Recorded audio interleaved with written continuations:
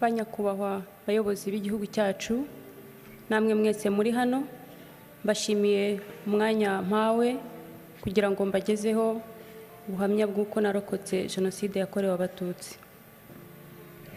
Yewe ubagezaho ubuhamya nitwa Liliane Murangwayire, nkomoka mu karere ka Bugesera, umurenge wa Ntarama, akagari ka Kanzenze, umudugudu wa Karumuna.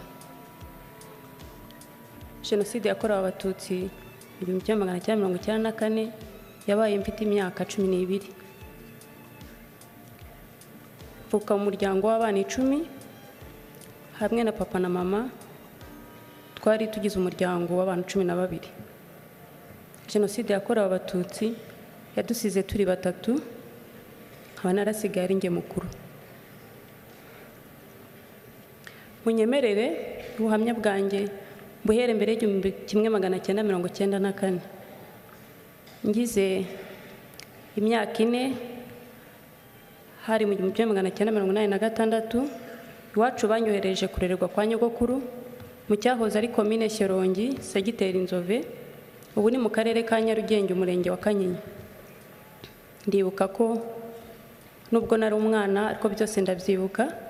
Ndibuka ko umunsi wa mbere ngezeyo twaraye twihishe mu bihuru baduhiga ngo batwice. Ntabwo byabaye uwo munsi gusa, kuko iminsi yakurikiyeho inshuro twararaga mu rugo ntabwo zarenzaga 2 mu cyumweru. Kenshi twabaga twihishe, twahigwaga n'abaturanyi bacu. Naje kubaza nyogokuru impamvu baduhiga ngo batwice, ambwira ko ari uko turi Abatutsi. Nta tegeko ryabagaho ryabahanaga, nta n'uwo kuregera twari dufite. Kandi naje kumenya ko icyatizaga umurindi abo baturanyi bacu baho ngaho, hari hatuye umunyamabanga mukuru wa Muvoma witwaga Habimana Bonaventure.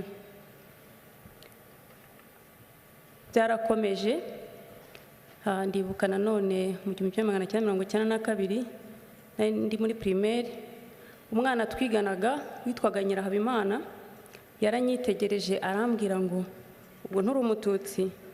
Ndamubwira nti hoya, ntabwo ndiwe, naramenye ko kuba Umututsi ari icyaha. Arambwira ngo nta muhutu ugira amazuru ameze gutyo. Kuva icyo gihe hari imvugo zari ziriho icyo gihe zavuga ko umuhutu nyawe agomba kuba afite byibure amazuru ajyamo intoki 2. Natangiye kugenda nakweduye amazuru, byaba ngombwa nkajya mpimamo intoki zanjye kugira ngo batabona ko ndi Umututsi. Ndibuka kandi nanone muri 1992 nari naratashye iwacu mu biruhuko mu Bugesera. Igihe cyo gusubira ku ishuri kigeze, hari haramaze kujyaho itegeko rivuga ko nta muntu wemerewe gutega imodoka adafite urwandiko rw'inzira cyangwa se laissez-passer uyu munsi dukoresha tujya mu bihugu by'amahanga. Icyo gihe yakoreshwaga umuntu ava mu karere ajya mu kandi. Hageze rero ko papa nsubiza ku ishuri, ntabwo twari kubasha gutega imodoka tudafite urwandiko rw'inzira. Yaranyitwaje ajya kuri komine kunsabira urwandiko rw'inzira. Tugezeho kugira ngo baruduhe, babwiye abapolisi ngo nimugifate mu gifungi. Baramusohokanye, nanjye musohoka impande, ngenda mufashe ipantaro. Tugeze ku muryango wa kasho, baravuga ngo ntabwo tugifungana n'iki cyana cyacyo, nimukirekure gitahe. Twari twarabaye ibintu, ntabwo twari abantu. Twatashye nta kintu baduhaye.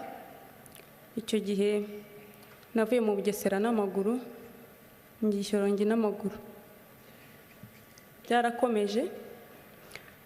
Nanone ikindi nibuka mu 1992, ndibuka ko hari igihe papa baje kumutwara abasirikare bamujyana aho wabaga, baramukubita bamugira intere.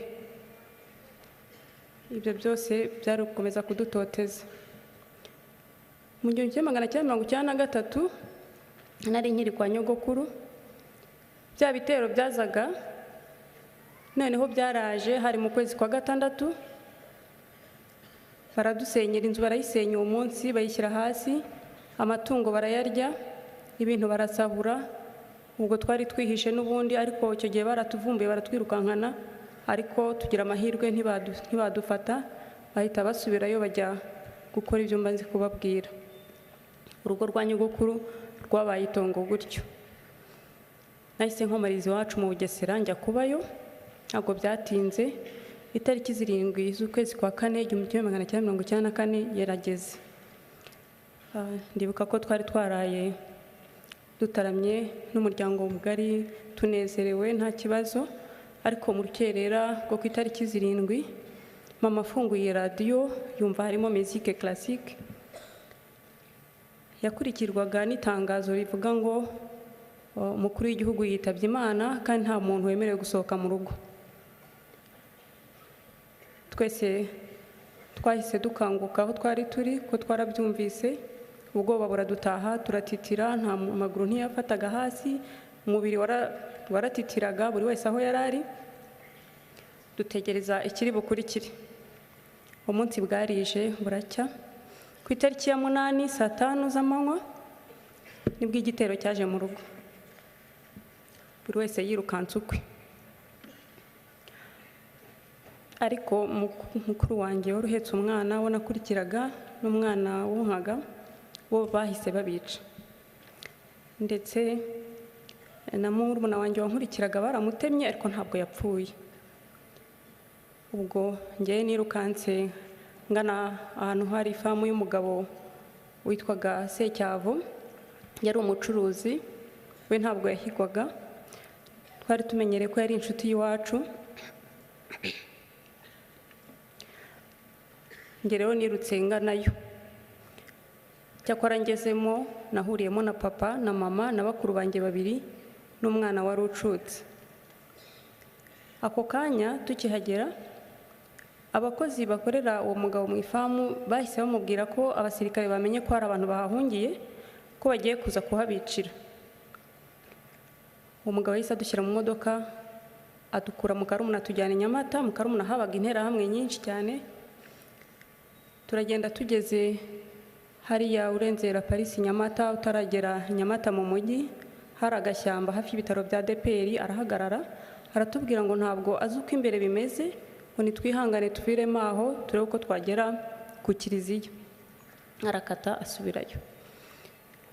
Papa rero yaravuze ati n'ubundi imbere nyine ntabwo tuzi ko hameze, kadusubira inyuma. Twasubiye aho bita kuri Arete, niho nyogokuru bari baramwimuriye, tujyayo.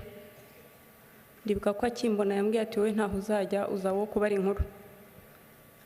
Twaraye aho ngaho, ngo turi kumwe nk'umuryango nk'uko nababwiye, twahagurutse tuhasanze nyogokuru na marume Musonera n'umwana wa marume n'undi musaza wahabaga, turayaho. Buke mu gitondo, ubwo bibaye ku itariki 9.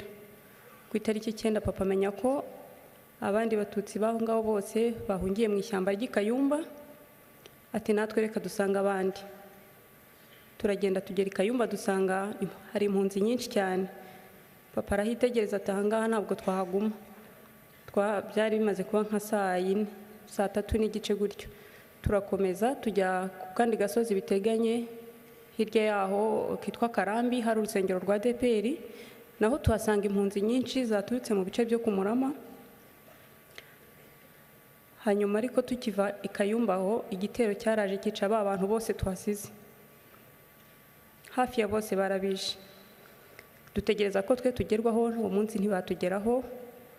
Buracya ku itariki 10 mu gitondo nanone kare baratumva ibitero biraje, ariko uwo munsi byiriwe bihiga abantu mu ishyamba ry'Ikayumba, bivumburamo abantu babica, induru zivuga ku musozi n'amasasu. Uwo munsi nabwo ntibatugeraho ku rusengero rwa DPR Karambi. Burira buracya ku itariki ya 11, noneho igitero cyaje kirombereje kije aho twari turi kuri urwo rusengero. Papa cyumva induru n'amasasu ati mureke tugende.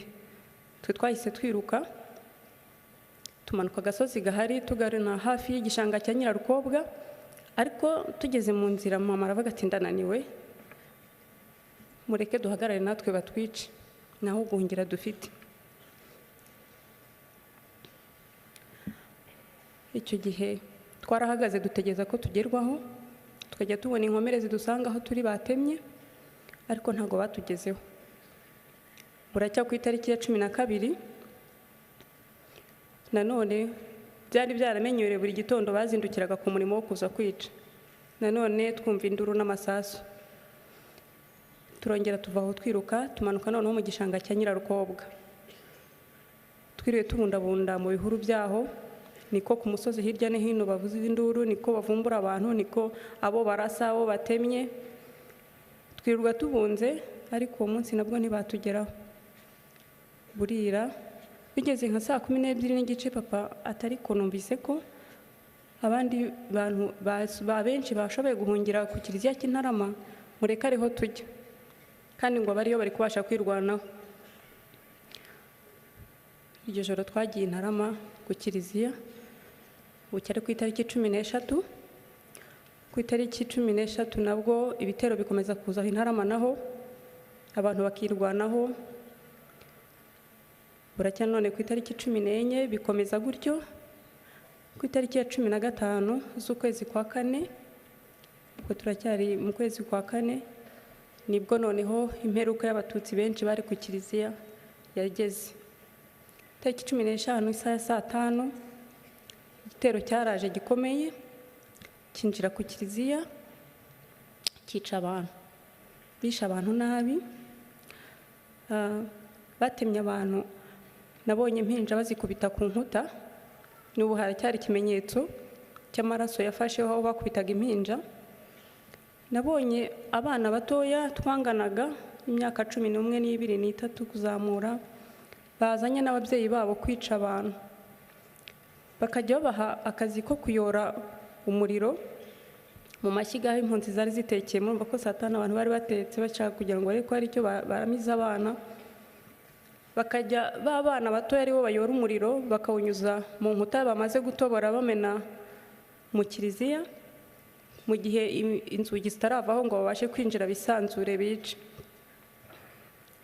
Nabonye kandi abasirikare bari bahagarikiye abicanyi, barababwira ngo nta sasu bafite ryo gupfa ubusa, ngo nibakoreshe intwaro gakondo. Batwahutsemo rero, badutemesha imihoro, baduhingisha amasuka, badusogotesha amacumu n'ibyuma, batwicisha impiri zirimo imisumari zitwaga nta mpongano. Bakoresheje ibikoresho byose muzi bishobora kwica. Twishwe nabi, nanjye nibwo nagezweho, bantema mu mutwe, bantema ku kiganza, bantema akaguru, bankubita impiri. Namaze umwanya ntumva, ntazi naho ndi, ariko nyuma nza gutangira kumva amajwi, ndazanzamuka. Isaha ya saa 9 nibwo bari bashoje, ariko nabwo bikanze abantu bacu bari bagiye kumira ibindi bitero, baragenda. Bigeze ku mugoroba nka saa 11 baragarutse, binjira mu kiliziya, noneho banyangizamo urusenda kugira ngo n'uwaba arimo yitsamure bamuhorahoze. Jye naraye muri iyo mirambo uwo munsi. Bigeze mu rukerera nka saa 10 nza kubona papa yinyagambura, ubwo abandi mbaheruka ubwo, uwo nabashiye kubona yinyagambura ni papa.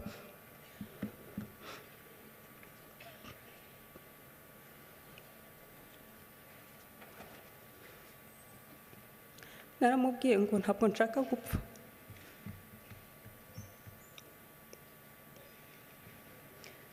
Namubwiye ni namfashe tuva aho ngaho tugende, byari mu rukerera.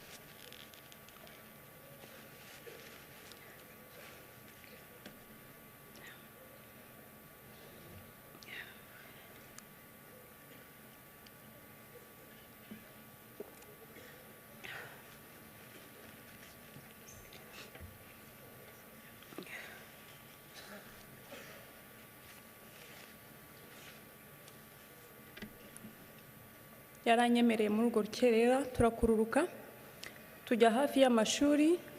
Abari babashije guhonoka mu kiliziya bari bafite imbaraga, niho bari bateraniye, n'abari bagiye mbere y'uko kiliziya bahagera. Ubwo byari baye ku itariki ya 16. Ibitero ntabwo byahagaze, nta gahenge baduhaga, baragarutse. Abantu bakomeza kwirwanaho, ariko bikaba iby'ubusa, bakica abantu. Itariki ya 17 baragaruka, ku itariki ya 18 baragaruka. Papa rero yageze aho we asa n'ucika intege, bimunanira kongera kugenda. Njyewe iyo bazaga narakururuka herekeza aho igitero gitari. Uko bamugeragaho baramubwira, bamuhondaga amabuye mu mutwe, bakamubwira ngo bazamwica babaye.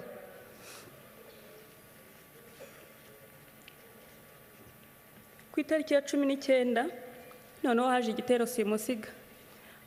Bari bagiye guhuruza ikigo cya gisirikare cya Gako, bavuga ko aho ku mashuri harimo inkotanyi bafite n'imbunda. Ku itariki 19 bazanye igitero, bazana amabisi yuzuye abasirikare n'interahamwe.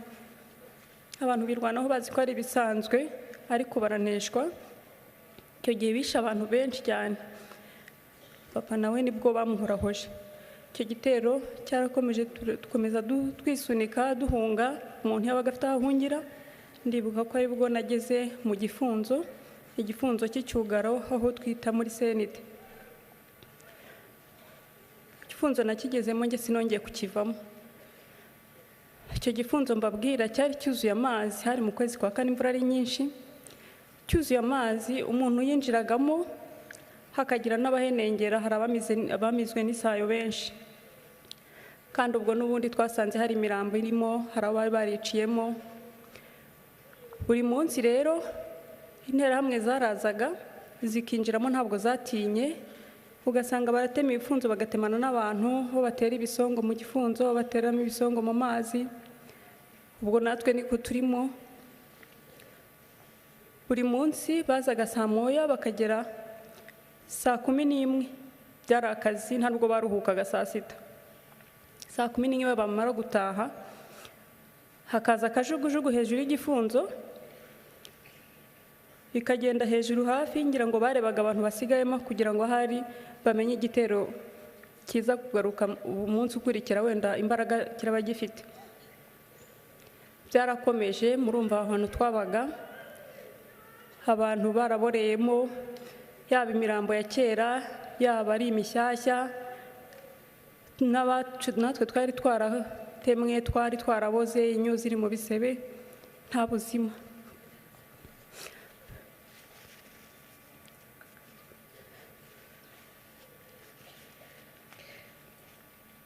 Twabayeho gutyo, ariko ku itariki 14 z'ukwezi kwa 5 ijuru riradukingukira, tubona abamarayika boherejwe n'Imana batugezeho.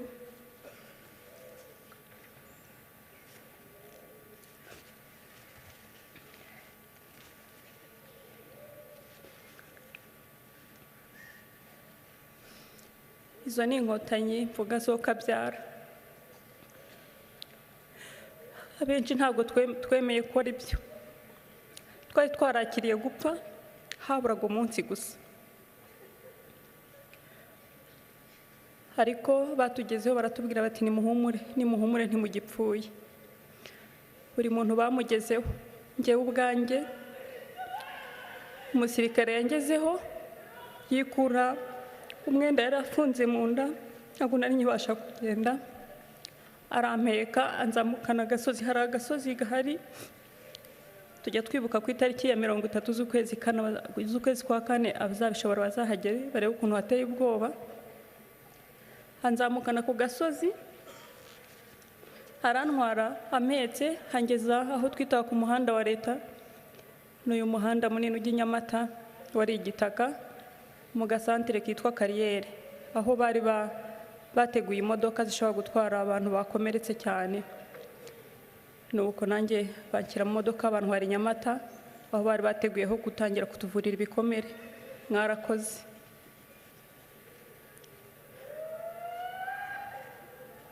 ntabwo natinze ngewe aho ngaho aho batuvuriraga. Inkotanyi zifatanyije n'umuzungukazi Maria Pia Famfani yari inshuti y'u Rwanda, banyohereje hamwe n'abandi bana kutuvurira mu Butaliyani.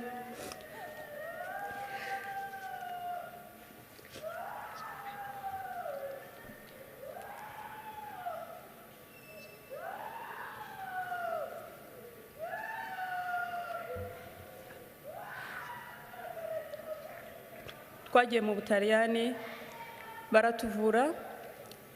Ndashimira igihugu cyacu ko bakomeje kudukurikirana kuva tugezeyo, ndetse tumaze gukira neza badufasha no kugaruka, nubwo hari abandi bahezeyo. Twaragarutse tugera mu gihugu dusanga baraduteguriye buri kimwe cyose. Njye nibwo namenye ko hari barumuna banjye babiri bahari barokotse. Ntangira ubuzima rero nabo, ubuzima butari bworoshye, ariko nanone bworoshye kubera ko ubuyobozi bwari bwarateguye buri kimwe.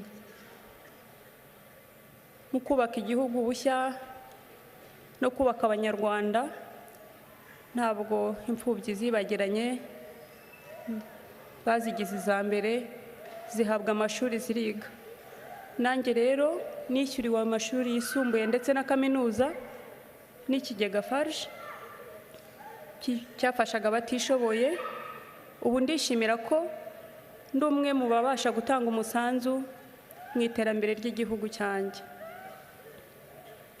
Ntabwo narekeye, nakomeje gutekereza ku mateka mabi nanyuzemo, nza kwiyemeza kwandika igitabo gikubiyemo ubuhamya bwanjye burambuye, ariko kinarimo urugendo rwo kwiyubaka, icyizere no kwihangana byangejeje aho ngeze ubu ngubu. Byose mbikesha imiyoborere y'igihugu cyacu. Narashatse, mfite umugabo n'abana 4, turi umuryango mwiza kandi unyuzwe.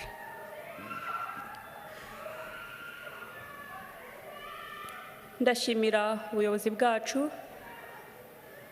ko uyu munsi dufite umutekano uhamye, nta muntu ukirara mu bihuru kandi afite urugo rwe.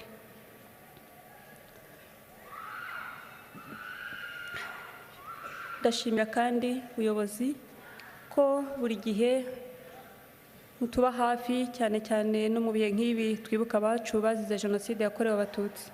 Biradukomeza nk'abacitse ku icumu, nk'abarokotse Jenoside yakorewe Abatutsi.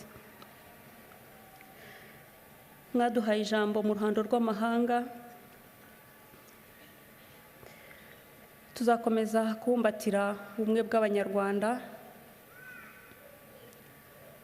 twirinda icyakongera kuducamo ibice kugira ngo tutazongera gusubira mu mateka twanyuzemo. Tuzatoza abana bacu gukomeza kubumbatira ubwo bumwe nk'uko mubidutoza. Ndasoza mbashimira kandi nshimira Imana yo yabidushoboje, ndayibaragije. Dukomeze twibuke twiyubaka.